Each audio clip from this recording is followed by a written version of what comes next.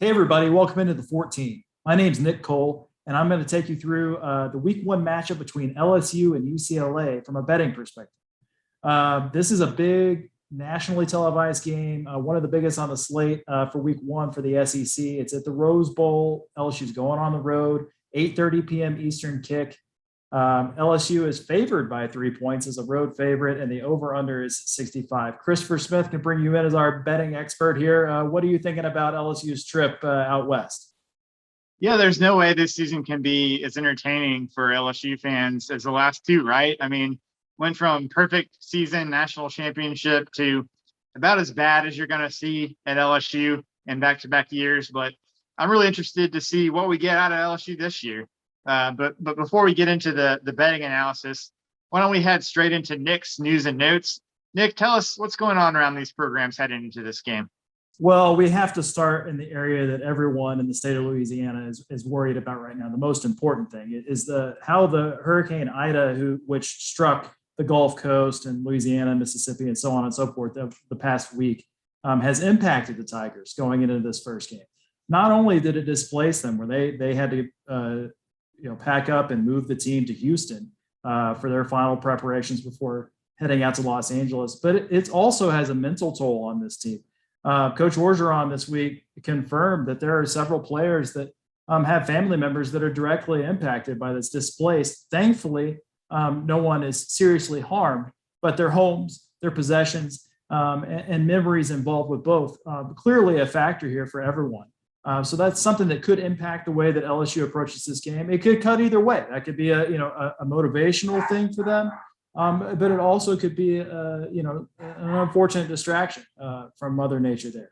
The second thing is we have some data from UCLA.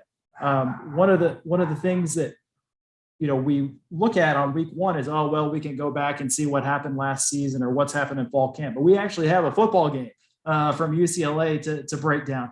They played in week 0. They were a 44-10 winner against Hawaii. Now, Hawaii, not much of a test. But what we did see is them cover a 17.5-point spread easily.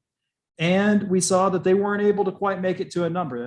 The total in that game was 67, came up 13 points short there. But I would point out that there was only 3 points scored in the final 26 minutes of that game. So you almost look at it and say, did UCLA pull the foot off the throttle there a little bit and save some in the tank for LSU this week? So we got a game to break down there. And then the final thing I would note is, the LSU quarterback situation is what it is. For the people that don't know, projected starter Miles Brennan broke his non-throwing arm in a fishing incident early in preseason camp. So you can't expect him to play this week. They're going to be running out left-handed quarterback Max Johnson, who's the son of longtime NFL quarterback Brad Johnson.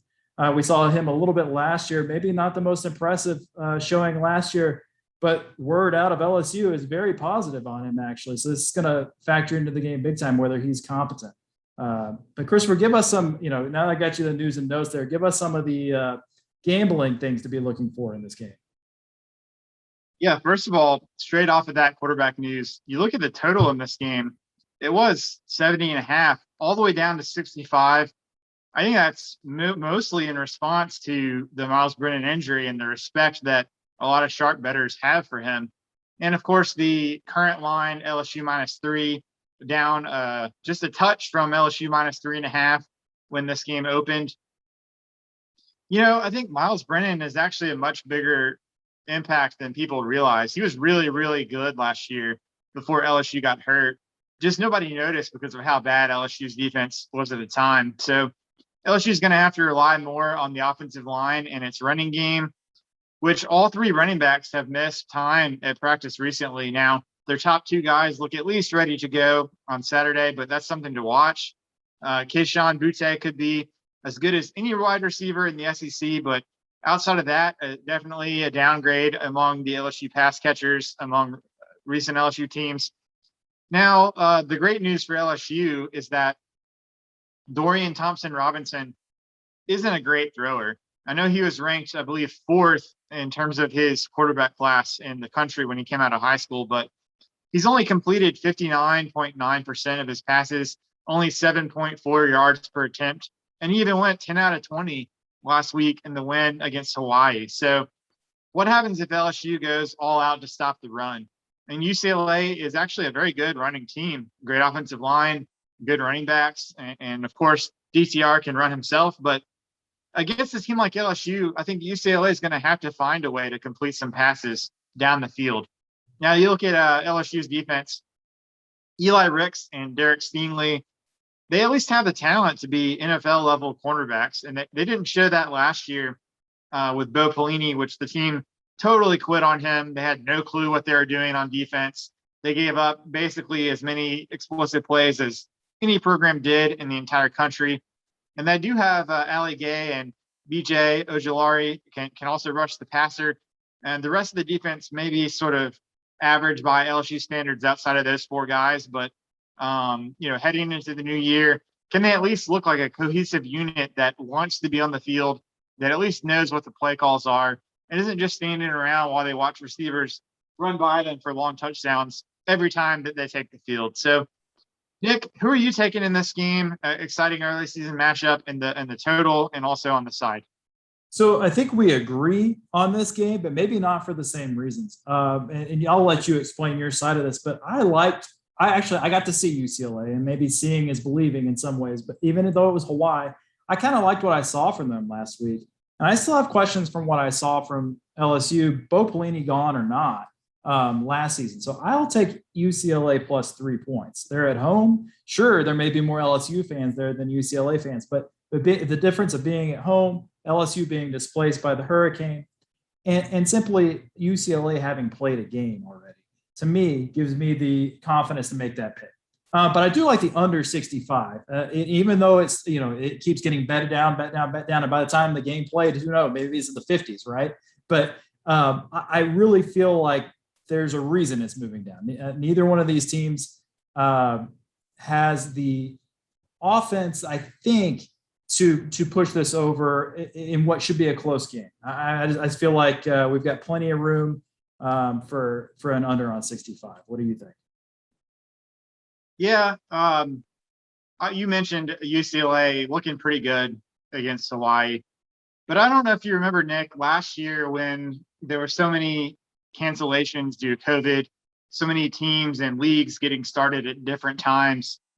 One of the things that really came to the forefront, and actually a lot of sharp bettors made a ton of money on before the sports books adjusted, was that teams that actually played first were at a major disadvantage against the spread.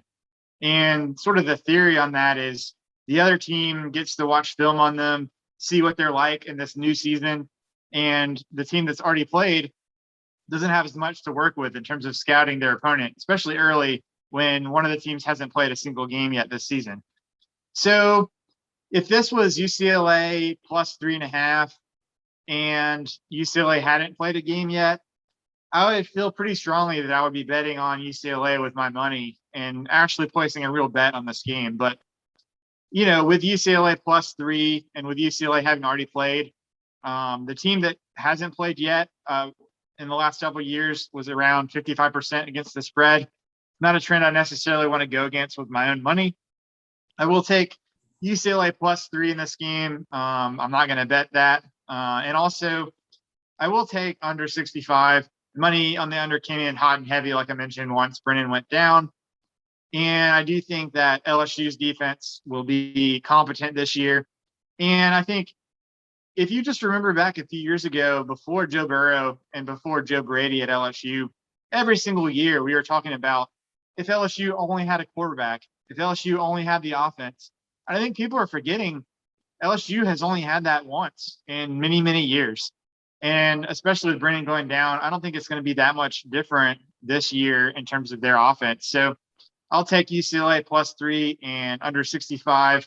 We'll see how it turns out. Hopefully we can start making you guys some money this first weekend. For Nick Cole, I'm Christopher Smith for the 14, and we'll talk to you again next week.